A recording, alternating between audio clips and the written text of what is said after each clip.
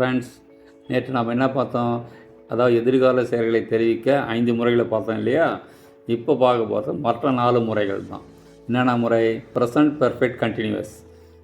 I have been meeting Shanthi for 4 days.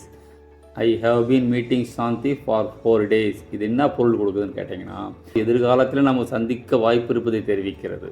அதை நாளைக்கு கூட சந்திக்கலாம், அந்த மீனிங்கில் சொல்கிற சென்டென்ஸ் இது.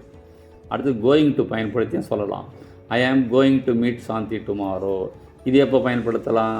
முடிவெடுக்கப்பட்ட செயலை தெரிவிக்கிறதுக்கு கோயிங் டு பயன்படுத்தலாம். அடுத்தது என்ன? Fever plus infinitive.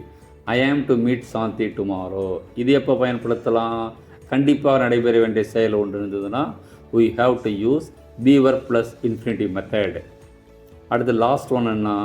B verb plus about plus infinitive. இதுதான். எக்ஸாம்பிள் பாருங்கள். ஐ ஆம் அபவுட் டு மீட் சாந்தி. ஐ ஆம் அபவுட் டு மீட் சாந்தி. வெகு சீக்கிரம் நடைபெற உள்ள செயல், அதுதான் முக்கியம்.